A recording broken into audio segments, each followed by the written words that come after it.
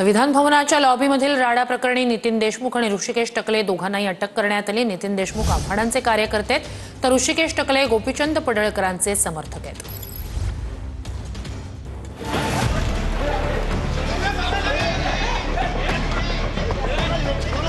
विधिमंडळात पडळकर आणि आव्हाडांच्या कार्यकर्त्यांमध्ये हाणामारी झाली। यामुळे जोरदार गदारोळ झालेला दिसला। सुरुवातीची ही दृश्य पहा। विधिमंडळाच्या पायऱ्यांवर पडळकर आणि त्यांचे कार्यकर्ते एकमेकांशी काहीतरी बोलताना दिसतायत।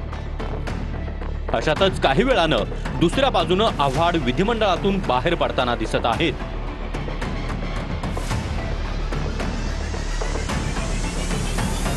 त्यानंतर आमदार सना मलिक विधिमंडळाच्या आतून बाहेर पायऱ्यांवर येतात आणि काही क्षणात पुन्हा आत जातात। सना मलिक काहीच अंतरावर विधिमंडळात आत पोहोचले असतील। त्याच वेळी पायऱ्यांवर उभे असलेले पडळकर आत जात असतानाच त्यांचा पीए त्यांना मागे खेचण्याचा प्रयत्न करतो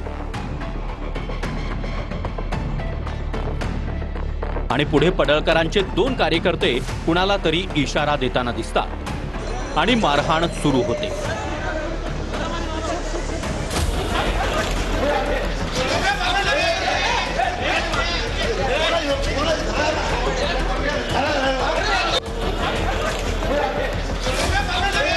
जितेंद्र आव्हाडांचा कार्यकर्ता नितीन देशमुखवर पडळकरांच्या कार्यकर्त्यांचा विधान भवनात हल्ला।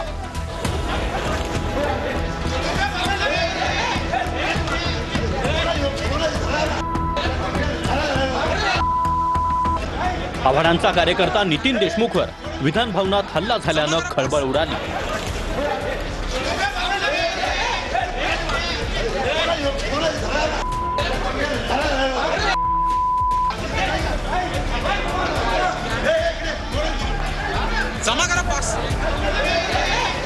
विधान भवनाच्या लॉबीत पडळकरांच्या कार्यकर्त्यांनी नितीन देशमुखांना मारहाण केली।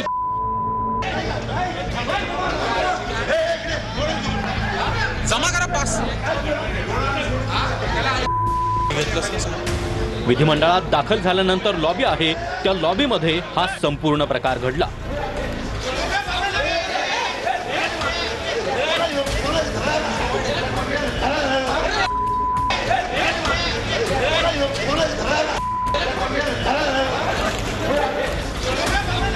चेक्सचा शर्ट घातलेला आव्हाडांचा कार्यकर्ता नितीन देशमुखला दोन जणांनी मारहाण केल्याचं दृश्यांमध्ये दिसतंय।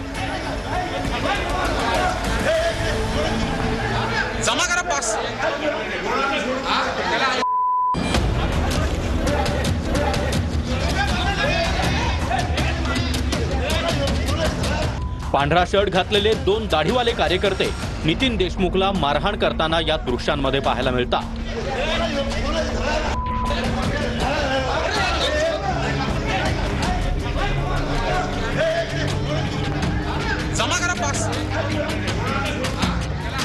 विधान भवनाच्या सुरक्षा रक्षकांनी मध्ये पडत ही हाणामारी थांबवली।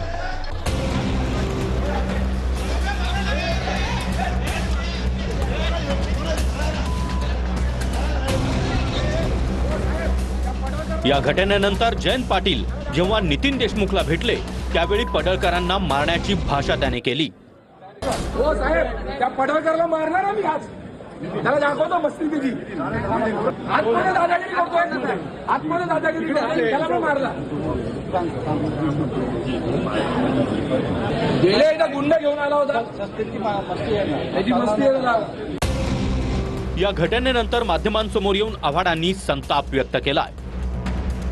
विधानसभेमध्ये विधिमंडळाच्या पायऱ्यांवर भवनामध्ये आमदार सुरक्षित नसतील तर कशाला राहायचं आमदार?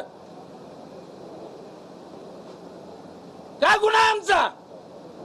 कोणीतरी मवाल्यासारखा येतो, आमच्या आई बहिणीवर शिव्या देतो, त्याला ऑफिशियल लँग्वेज म्हणून डिक्लेअर करा ना। अनपार्लमेंटरी वर्ड्स वापरले जातात, करून टाका पार्लमेंटरी वर्ड्स आहेत म्हणून।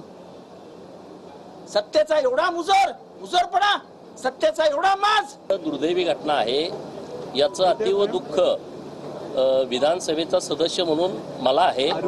मी महाराष्ट्र विधानसभेचे अध्यक्ष आणि सभापती हे अहवाल पूर्ण त्यांच्या अंतर्गत असल्यामुळं मी दिलगिरी व्यक्त करतो आणि तो सामाजिक कार्यकर्ता आहे, तो काम करणार आहे. चला. घडलेल्या प्रकारानंतर उद्धव ठाकरे यांनी देखील चिंता व्यक्त केली आहे. ज्यांनी त्यांना पास दिले त्यांचं नाव आलं पाहिजे समोर, कारण हा अधिकार शेवटी अध्यक्षांचा असतो. अध्यक्षांची पण दिशाभूल केली गेली का हा पण विषय आहे. मात्र अशी मारामारी आणि आमदारांना धक्काबुक्की, ही गुंडागर्दी आता विधान भवनापर्यंत पोहोचली असेल तर मग हे फार अवघड आहे. ताबडतोबीने गृहमंत्र्यांनी आणि मुख्यमंत्र्यांनी सगळे विषय सोडून या गुंडांवरती आणि त्या गुंडांच्या पोशिंद्यांवरती कडक कारवाई केलीच पाहिजे. तरच तुम्ही या राज्याचे पालक मुख्यमंत्री म्हणून जनतेला तोंड दाखवायच्या पात्रतेचे आहात असंच मी म्हणेन. या घटनेनंतर जयंत पाटील आणि आव्हाड मुख्यमंत्र्यांकडे चर्चेसाठी गेले.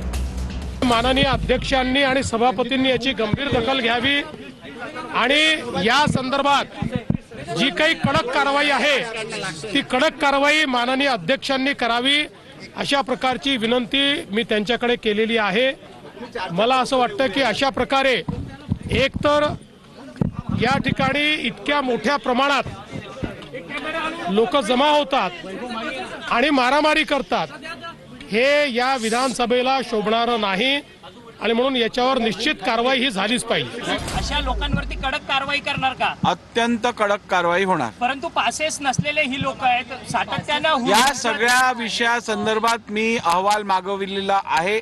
तो प्राप्त झाल्यानंतर मी पुढची भूमिका स्पष्ट करेन. परंतु मकोक्याचे आरोपी आतमध्ये येतात आहेत असं देखील जितेंद्र आव्हाडांचं म्हणणं आहे. अहवाल येऊ दे, अहवाल आल्याशिवाय मी या संदर्भात कुठचंही स्टेटमेंट करू इच्छित नाही. योग्य ती कारवाई, फौजदारी कारवाई पण केली जाणार आणि माझ्या स्तरावरती विधिमंडळात जे अधिकार माझ्याकडे आहेत त्या स्तरावरती योग्य कारवाई होईल.